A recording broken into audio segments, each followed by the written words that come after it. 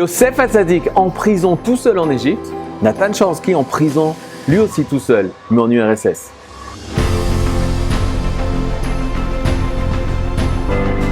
Shabbat Shalom à tous, nous sommes dans la paracha où nous trouvons Yosef.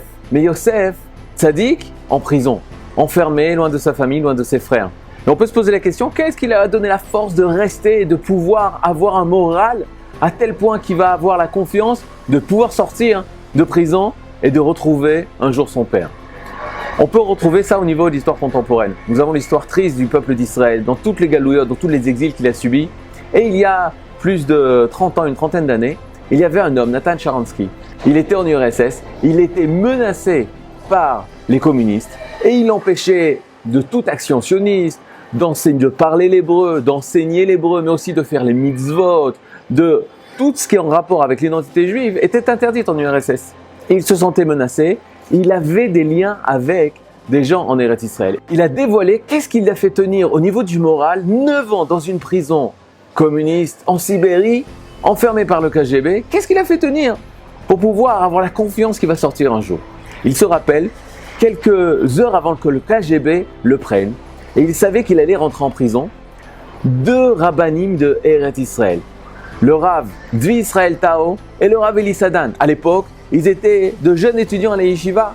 Ils appellent Anatoly Sharansky de son nom russe et ils lui disent la chose suivante: Anatoly, tout le Ham Israël pense à vous, tout le Ham Israël est avec vous, continuez à faire vos actions, n'ayez pas peur, le Ham Israël pense à vous et ils feront tout pour vous libérer. Et Nathan Sharansky dit, cette phrase-là, elle m'est restée ici et ici, dans le cœur.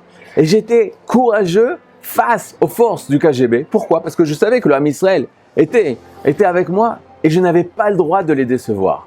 Et lorsque le KGB commence à interroger Nathan Sharansky, la première des choses qu'ils vont lui dire, c'est « Tu es tout seul.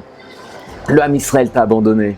Plus personne ne pense à toi. Tu es tout seul. » Il savait que c'était la chose la plus importante à dire à un homme pour dévoiler les secrets et pour tomber.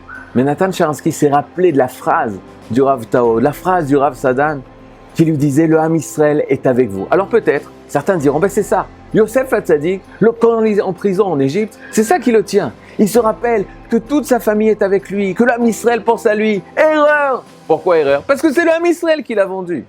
Quoi? Ken, sa propre famille, elle a vendu aux Ishmaélim. Et à cause de ça, il est tombé en Égypte, à cause de ça, en prison, etc., etc.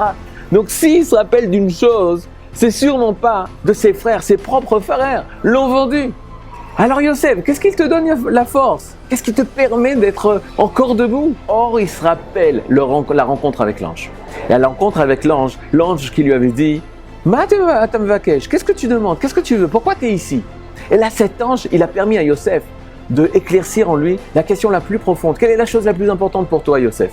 Et là, il dévoile « Et Achai Anochi Mevakesh ». Il va dire, Yosef, c'est mes frères que je, Anochi, c'est Dieu, c'est Hachem, que Hachem veut que je veuille. C'est-à-dire que Yosef, il arrive à comprendre la mission qu'Akadosh Baruch Hu lui a donnée, de faire la paix avec ses frères, d'arriver avec l'unité de ses frères. Ça, c'est la mission qui tient Yosef en vie et qui tient Yosef en toutes ses forces dans la prison et qui sait qu'il va sortir de ça parce qu'il a une mission dans ce monde. Des fois dans notre vie, on a un ange qu'on rencontre.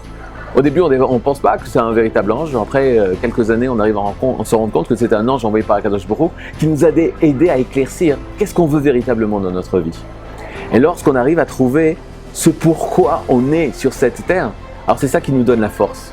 La force de combattre toutes les prisons, la force de combattre tous les malheurs, la force de combattre toutes les crises et de sortir vainqueur de tout ça. Beshem Hashem, au nom d'Hachem et pour la gloire d'Akadosh Baruch Hu. Shabbat Shalom.